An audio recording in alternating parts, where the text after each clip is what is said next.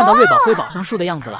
我说宋3岁今天为啥莫名其妙捶了小亮台2拳？原以为是又发疯了，原来这是在帮瑞宝辉宝检验小亮台的稳固性。前2天老宋头休班了，这刚回来就收到了江馆长的通知，说瑞宝辉宝现在可以去室外园区玩耍了。老宋头开心的不得了，在游客们来之前就偷偷给瑞宝辉宝带去室外园区了。而同样的瑞宝辉宝也迫不及待了，一家3口挤在通道门口，催促着宋3岁赶紧开门。姐妹俩有了第一次出门的经验后，这次来室外更加游刃有余，如鱼得水了。尤其是瑞宝这里，直接开始试图征服小树了。瑞宝体重和力量方面都比不过辉宝，但唯独爬树瑞宝说自己是第2，辉宝绝不敢称自己是第1。瑞宝很轻松的就给小树拿下了。瑞宝爬到了福宝姐姐之前的小亮台上，瑞宝率先给小亮台做好了标记。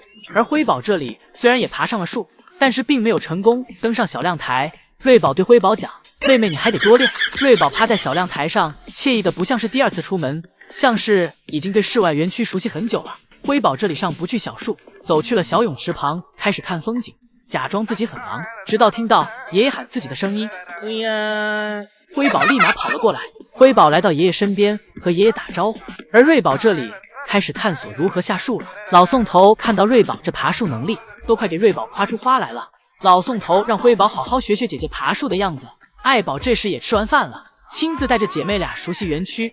姐妹俩现在对室外园区还是没有很强的安全感，之所以能在室外园区玩耍，是因为妈妈在身边陪着。爱宝一回家，瑞宝辉宝就会立马跟上，跟着妈妈回室内。姨姨们表示，这个瓜娃子真是从小就爱薅他妈妈的毛。福宝从妈妈身后的缝里钻到妈妈身边，爱宝也很是细节，察觉到福宝钻过来后才向后靠去。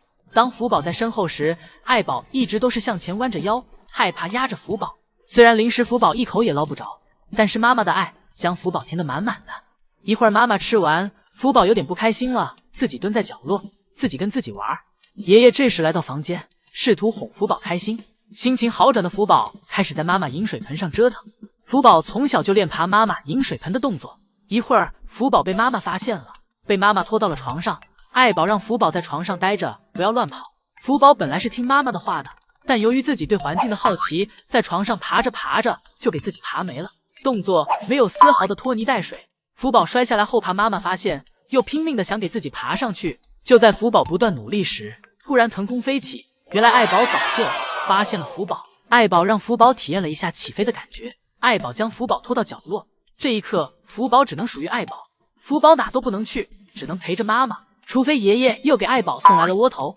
爷爷这时将室外的门打开了，让爱宝和福宝出去呼吸一下新鲜空气。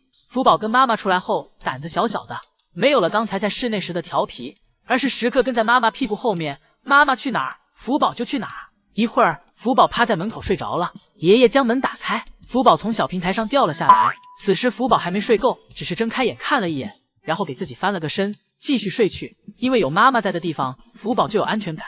一会儿爱宝回室内，福宝立马就醒了过来，表示让妈妈不要走这么快，等等自己。宋爷爷扛着竹子走进福宝的园区，手里还给福宝带了一块大窝头。此时福宝正坐在树上，看着爷爷扛着竹子进来，将竹子和窝头放下。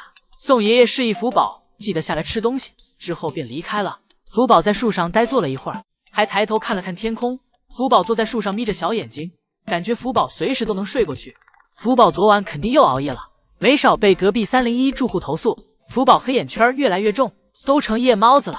福宝索性直接爬了下来，防止自己睡着，再一不小心从树上掉下来。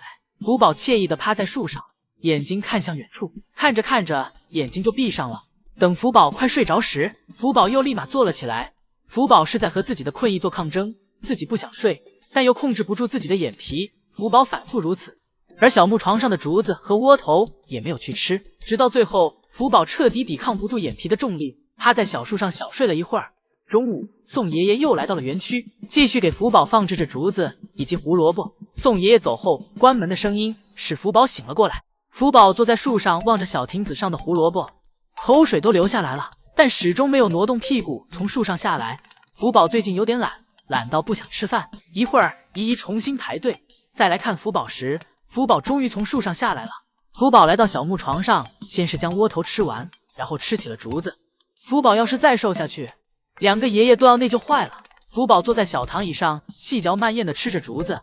福宝的状态看上去，那就是生活悠闲且自在，不慌不忙，不紧不慢地吃着。而与此同时，乐宝也正在营业。乐宝抓着树干一个单臂旋转，去到树上，迷得场外的姨姨们惊叫连连。乐宝则表示基本操作不需要大惊小怪。这父女俩全身上下都是火。昨天辉宝烦了爱宝一晚上，早上江爷爷刚来，爱宝就叼起辉宝，想让奶爸给其带走，表示自己不想要了。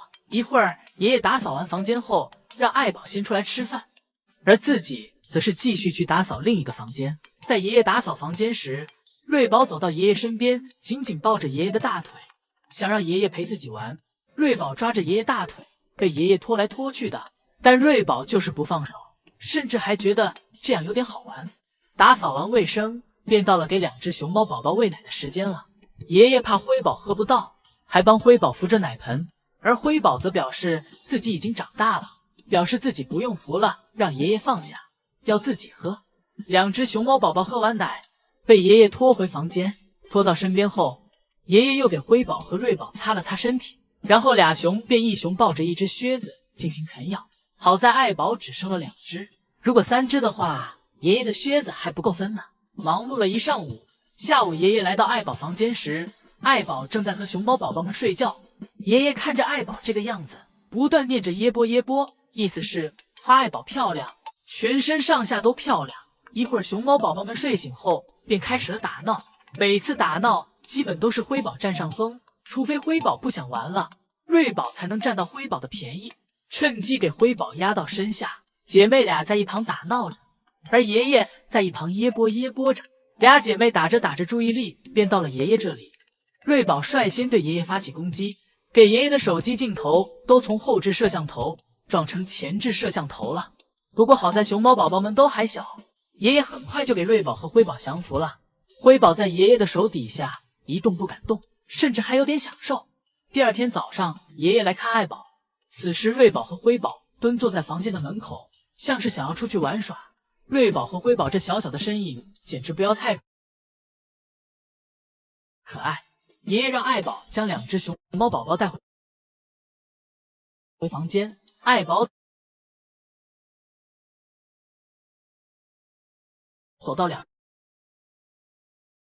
只熊猫宝宝房间后，对其说了点什么。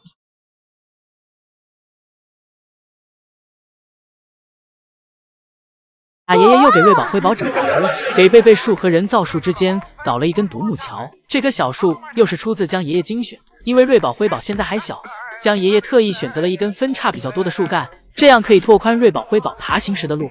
同时，这让姨母又多了一个放置竹子的地方，姐妹俩不用再争抢树杈了。瑞宝看到姨母过来了，开心的凑了上来，一下给辉宝压在了身下。辉宝的小尾巴示意自己快要被姐姐压死了。姐妹俩有了这个独木桥后，就算妈妈不领着自己去室外，姐妹俩也有事儿干了。此时，姐妹俩彼此都想去到对方那边，但谁都不想让道，姐妹俩便只能靠武力解决。